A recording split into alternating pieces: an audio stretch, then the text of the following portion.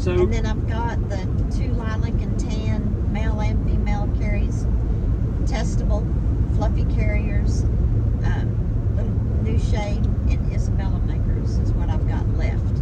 So call me at 580-799-1910 if you want a baby puppy. so that last one ended up being a video, not a Q&A, but more of a one about shipping puppies and transporting puppies. So let's just talk a little bit more about what the vet check involved. Since we've just been through that. Oh, it was very thorough. We had a student from OSU vet school that was there with our vet, and it was very detailed on what all he did. Yeah, so he was trying to show that for us what to do, so he was really doing a lot, which is great.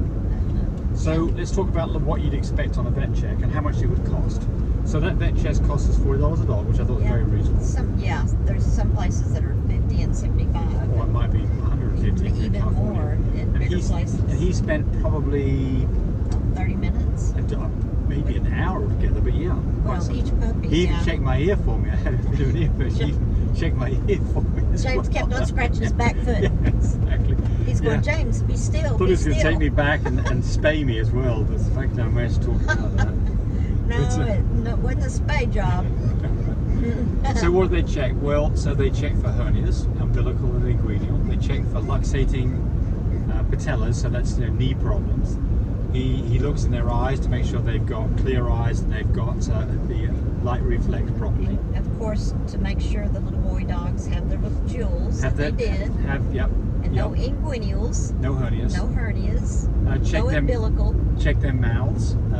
Check their heart, which is a big thing. Heart's a big thing. Always get worried about the heart. You can check that yourself, but make sure you've got no heart murmurs. Generally looked over their entire body for any kind of abrasions. Their eyes. Look in their eyes. Check their stool. Looked at their ears. Even did an ear flushing actually as well. We were a little bit concerned about poop, which is completely not a problem, but he did a fecal flotation. Test. He didn't get the results on that for about 50 minutes after we left, so they did a fecal float. We got it right before we left. Oh, we hung around for a bit. answer, Yeah, hang around for a bit. About 15 minutes. Trying to think what else they did. Weighed them, of course. Yep, weighed them. Yep. So played with them a little bit. Yeah. So it was a very thorough examination, which is of course what you want, because you don't want.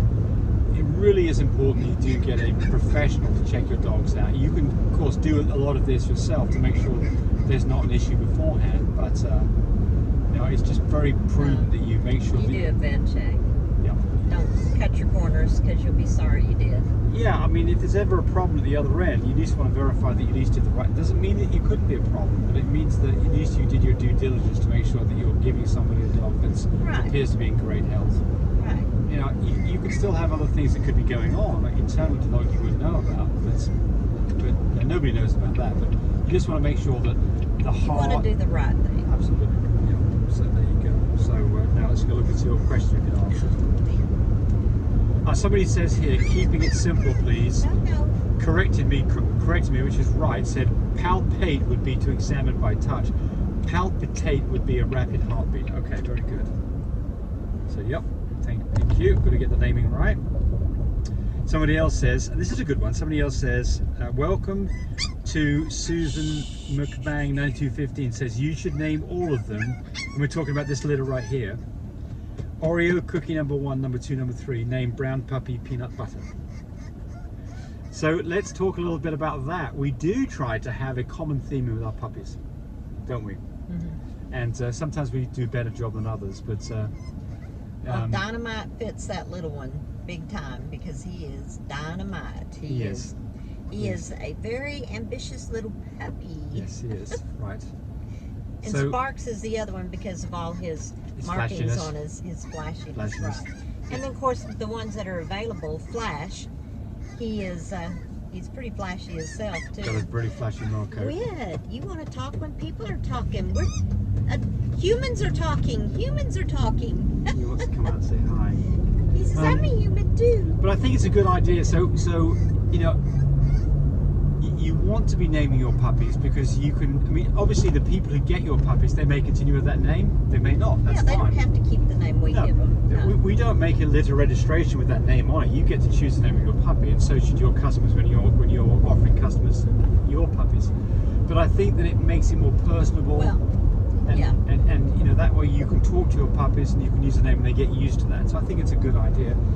And I think a theme's just cool, especially also it makes it easier for people to remember which puppy they're looking at because they're trying to decide which puppy they want. And so typically what we've done in the past, we didn't do it this one, is to put some coloured bands or some jewellery on the puppies and be consistent about that every time. So I think it's a good idea to do that. Alright, enough on that. Francis Lawless, 8949. Let Tammy answer this one. He is 14 months old, too young to breed a French Bulldog female. no. He could be active at 7 months, and AKC will accept it, but not very many of them are. Yep. Usually at 10 months is about the norm. So what could go wrong if you used a male before 7 months old? What could go wrong? Well, AKC won't accept it. That's one thing. Paperwork. That's the first thing. You would The not other get thing, AKC it's not paperwork. going to be good potent stuff at all. It's not going. The chances he's not going to get a dog pregnant because his collection is just not. Just because he humps around doesn't mean he's ready. Yeah. So his collection. You got to have the good stuff. You may not be capable of getting a dog pregnant or getting a decent sized litter. You got to have. But there's not going to be a genetic potion. problem. There will be a genetic problem. You're not going to end up with dogs that have got problems. That's not going to happen. So this is purely two things.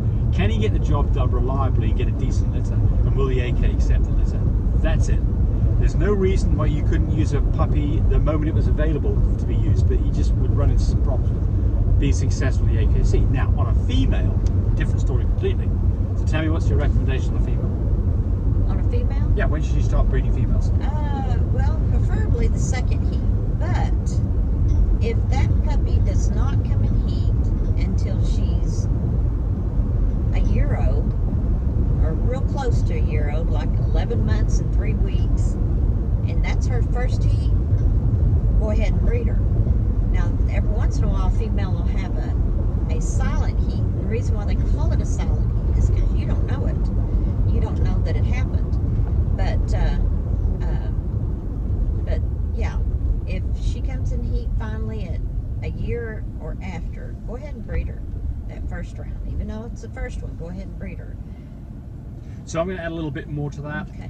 I would say that that's exactly what our rule of thumb is. But normally it's like 9 months to 10 months, and then you wait till the second heat. First heat can have any time between 6 months and a year and a half for your first heat. So I think the rule of thumb is this: the dog really needs to be a year old or older. And I remember a guy that had a female of ours, and she hadn't come in heat yet, and she was right at a year, and I said, just wait, just wait. Patient. Oh, he says, I'm selling her, you sold me a faulty dog. Yeah, right. And so I was going, no, just wait. I bet in a couple of weeks, since you had that thought of selling her, I bet she comes in heat. Well, guess what? A couple of weeks, she came into heat. Yep. So the other thing I'd say about this, young dogs, when she's not ready, if you've got a really small dog, then you might want to wait a little bit longer. You know, if you've got a dog that weighs 12, 13 pounds, I'm talking about Frenchies here. A 12, 13 pound French is a very small dog. I would be waiting on that dog until that dog is certainly a second heat, maybe 15, 16 months old or older.